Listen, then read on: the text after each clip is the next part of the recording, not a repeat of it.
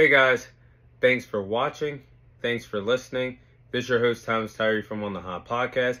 Today, I have some bonus content for you guys. The bonus content we'll be covering today will be in the sport of football, a mix of college football and the NFL. In today's segment, I'll be sharing which college football players I do believe had a lot of potential, but ended up being NFL busts. So these are the following players I do believe had a lot of potential, but failed to reach the heights and the expectations that they had at the collegiate level over to the NFL world. So I have 5 players on this list. Starting off with player number 1, it's Tavon Austin. Tavon Austin, being from where I'm from Baltimore, Maryland, who was a stud at Dunbar High School in the DMV area, and then a stud at West Virginia, playing at the wide receiver position. Tavon Austin was an absolute amazing player to watch.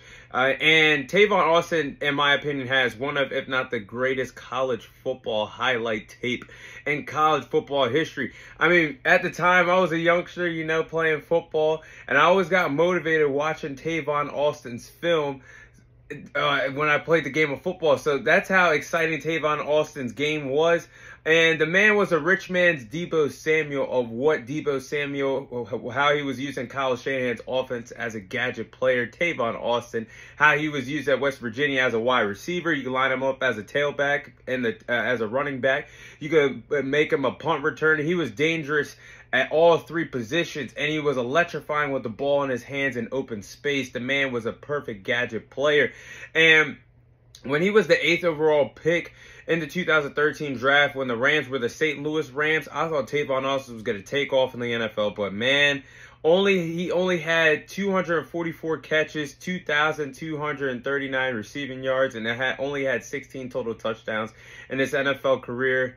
It still hurts me to this day that this man was an NFL bust, because the potential was there, the speed was there. He just lacked height in the NFL being a wide receiver. But man, I really wish Tavon Austin worked out in the NFL. He has to go down on my list. Now, next player is I think I tongue-tied. Next player on my list is Tim Tebow. Now, me being a Florida Gators fan, that is my favorite college football team, the Florida Gators. But me being a Florida Gators fan, watching Tim Tebow, I fell in love with Tim Tebow's game at the collegiate level. He was a great dual threat quarterback and make plays in the pocket with being a left-handed guy and making plays with his feet as a dual threat option. The man was electrifying at Florida. He was a Heisman Trophy winner, helped the Florida Gators win a national title. He had a total of 12,232 total yards rushing and throwing at college, 145 total touchdowns, passing and running in. That I thought that would make Tim Tebow a star in the National Football League, what he did at college. And after his miracle year that he had in 2011 with the Denver Broncos, when he helped them win a playoff game, who could ever forget that slant route to Demaryius Thomas, where he took it to the house, and the rest was history when they defeated the Pittsburgh Steelers in that game. The following year, he was replaced by Peyton Manning, one of the greatest quarterbacks in NFL history and a Hall of Famer in his own right. Tim Tebow was never the same, because he was shipped from team to team, cut by team, and was never the same in the National Football League after that. So his career definitely took a hit once Peyton Manning took his job in Denver. I wish Tim Tebow worked out in the National Football League, because it could have been an incredible story. He has to make my list. Now, next player, a lot of people forgot about this guy, but Trent Richardson. When this man, Trent Richardson, former running back for Alabama, when he was at the collegiate level, he was everything you wanted in a running back prospect heading into the National Football League.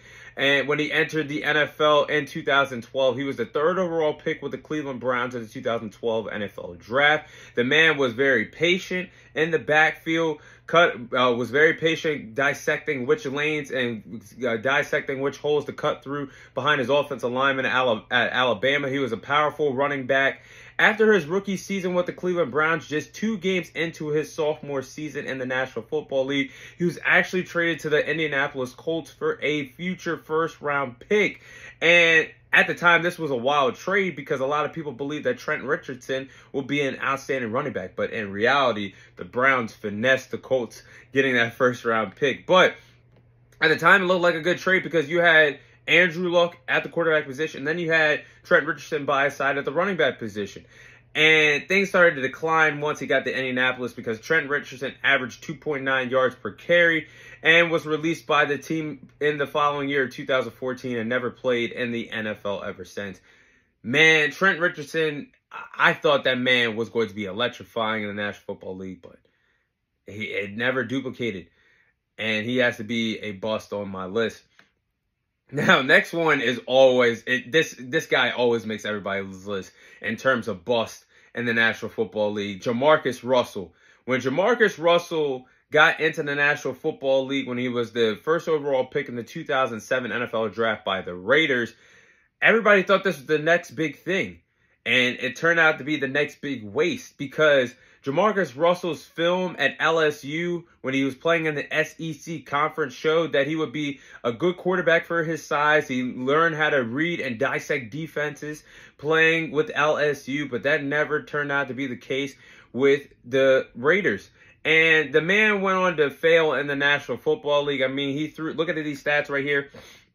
He threw 13 passing touchdowns, 23 interceptions in his first and 3 only years in the National Football League. And the fact that the fact that the Raiders gave him blank tapes to see if he watched film, and he answered by saying he saw a lot of blitz packages. Oh my gosh, I would have just cut him right then and there when he said that to my face. I lied about it when I gave him blank tapes to see if he was actually paying attention to what they gave him. Bottom line, after that, he was released in 2009 and never played in the National Football League after that. Jamarcus Russell has to be one of, if not the worst, first overall selection in NFL history. Final player on my list is Johnny Manziel. Man, the first ever freshman in college football history to win a Heisman Trophy. That is what Johnny Manziel did when he took over the college football world in 2012 when he put Texas A&M on the map. And Johnny Manziel was an incredible dual-threat quarterback. At his 2 years that he spent as a starter at Texas A&M, he had a total of 7,820 passing yards. He had a total of 2,169 rushing yards, a combined total of 93 combined touchdowns in his first and only 2 years at Texas A&M. The man was an incredible dual-threat quarterback, a magical run that Johnny football had at Texas A&M.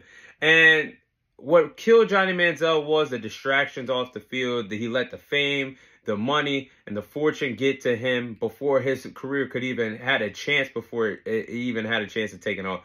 His work ethic also killed his chances of being a star with the Cleveland Browns. Never forget when Skip Bayless said that Johnny Manziel would be the biggest star in Cleveland sports history, even surpassing LeBron James, who played for the Cleveland Cavaliers for countless years.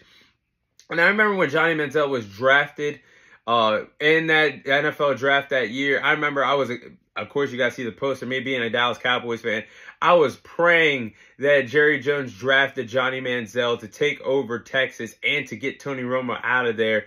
I'm glad that we did not do that because Johnny Manziel only lasted a total of 15 games and was out of the league and was never seen or heard from again in the National Football League. I mean, yes, he's played in other football leagues, and we finally seen his story of why his NFL career did not live up to the Johnny football days at Texas A&M, unfortunately, and I hope the man is doing great nowadays, but he has to make my list. So those players, I do believe, watching as a youngster, I thought these players were going to take over the NFL, and unfortunately, their college football days did not duplicate to the NFL world. So all 5 of those players do deserve to make my list. But that is all the time I have for you guys today. Thank you guys for watching. Thank you guys for listening. This is your host, Thomas Tyree, signing off, and I'll see you guys on next week's episode.